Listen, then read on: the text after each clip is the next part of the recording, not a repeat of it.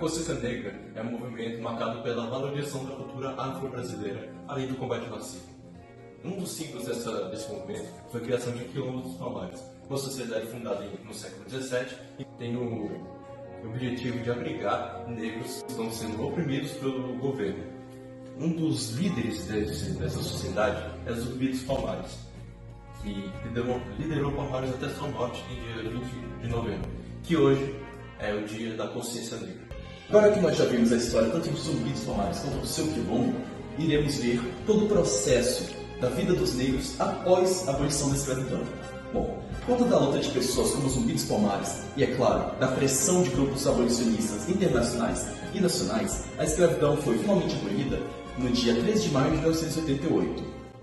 Esse processo foi inicialmente celebrado, é claro, excluindo os antigos donos de terras, já que eles não gostavam do fim da escravidão. Só que, logo, toda essa festividade se tornou em um clima mais melancólico, quando os ex-escravos perceberam que, mesmo sendo considerados cidadãos brasileiros, eles não dispunham dos mesmos direitos que uma parte da população, já que a Lei Áurea, que foi a lei assinada pela Princesa Isabel e posteriormente reconhecida pelo Imperador Dom Pedro II, essa lei ela dava um fim na escravidão e libertava os antigos escravos.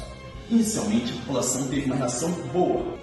Contudo, logo a população negra percebeu que, mesmo sendo supostamente libertos, eles ainda não dispunham dos mesmos direitos da população branca, já que a Lei Áurea apenas libertava eles, tirava de sua condição de escravos. Ela não dava nenhum tipo de suporte, nenhum tipo de instrução e nem nada que pudesse dar uma vida mais digna a eles. Então, na realidade, o que você acabou tendo foi uma grande população sem instrução que não tinha como competir com a população mais instruída. Essa população, então, ela acabava sendo renegada a fazer trabalhos mais braçais, trabalhos que não davam uma remuneração tão grande. E nessa situação, muitos acabaram migrando de cidades mais pobres do campo para ir para centros urbanos maiores. Esse processo foi algo similar com o que aconteceu na Revolução Industrial, onde por você toda essa população, digamos assim, menos qualificada, indo para as cidades, você acabou tendo um grande número de trabalhadores com um pequeno número de funções. Eles acabavam então sendo explorados, fazendo trabalhos pouco remunerados que duravam muito tempo e em condições de vida terríveis. Para piorar ainda mais a situação de vida dos negros nessa época, surgiram grupos que eram adeptos à ideia da eugenia, da ideia da purificação das raças. Esses grupos atribuíam o fracasso, de certa forma o fracasso, a pobreza que o Brasil estava enfrentando, à presença dos negros na sociedade. Então, o que esses grupos pregavam era que, dar um fim na população negra, teria como resultado desenvolver o Brasil. Esses são os motivos pelo qual, no Brasil, mesmo sendo um grande número de população negra, um grande número de gente para trabalhar, acabou se dando preferência por chamar imigrantes para trabalhar nas lavouras do que usar a própria população nativa. Já tinha essa ideia de que, se você tirar um emprego do negro, ele acabaria morrendo. E com o negro morrendo, você tem uma melhora do Brasil em qualidade de vida e economia.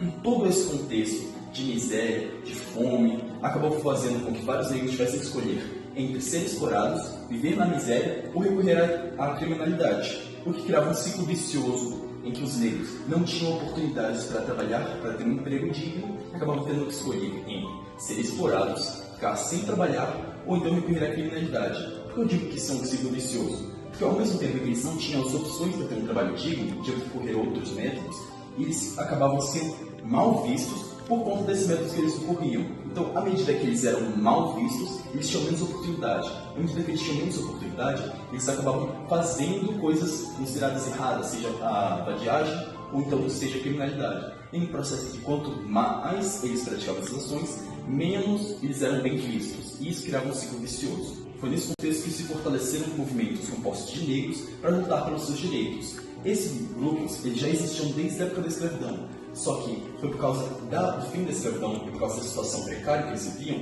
que esses grupos começaram a se institucionalizar, se organizar mais. Esses grupos faziam uso da imprensa e da arte para demonstrar suas opiniões, seus protestos e dessa forma tentar conquistar uma melhor igualdade racial no Brasil. Uma das suas maiores conquistas, já no período da Era Vargas, já que esses grupos permaneceram desde o fim da escravidão até a Era Vargas, foi o surgimento da FNB, Frente Negra Brasileira, um grupo que tinha como objetivo denunciar os crimes de racismo ocorridos na Era Vargas. Por causa de esforços de grupos como esse, nós tivemos a criação, em 1951, da Lei Afonso Arinos, que determinava agora que a discriminação racial e condutas racistas poderiam ser uma contravenção penal. Ainda não era considerado um crime, coisa que só iria acontecer no ano de 1989, através da criação da lei de número 7.716. Aí sim, o racismo e a discriminação racial era considerado um crime mesmo. Agora, como uma forma de não só punir aqueles que cometiam racismo, mas também resolver a questão do racismo estrutural na sociedade, foi criada a lei de número 12.711, no ano de 2012, como uma forma da lei de cotas, que garante uma cota racial nas universidades públicas para uma pessoa que fosse ou negra ou parda. Esses foram alguns exemplos das mudanças que o movimento negro promoveu no Brasil. Apesar disso, nós não podemos dizer que ele parou, já que o movimento negro continua a fazer vários avanços no Brasil atual. Que mudança você gostaria de ver na sociedade brasileira para promover a igualdade racial e a inclusão? Esse respeito, né, todos, né, nós como pessoas negras, pudesse ser convisto, né, com toda a sociedade, né, e acabasse com esse racismo, preconceito, tudo isso que vinha a ser retirado, né, para que venha a ser, todos nós sermos unidos, porque nós somos pessoas e nós devemos ser respeitados. O racismo ele é uma atitude de maldade e injustiça que precisa ser combatida para promover uma sociedade mais justa e respeitosa aos direitos humanos. A educação ela é essencial para conscientizar desde cedo dentro das escolas com palestras e campanhas que ensinem a igualdade e a empatia. Além disso, ONGs antirracistas podem oferecer apoio jurídico e psicológico às vítimas, enquanto políticas públicas visam a justiça racial. A mídia e as redes sociais também desempenham um papel de fundamental importância ao influenciar pensamentos e dar visibilidade à importância de combater o racismo, provocando respeito e igualdade para todos.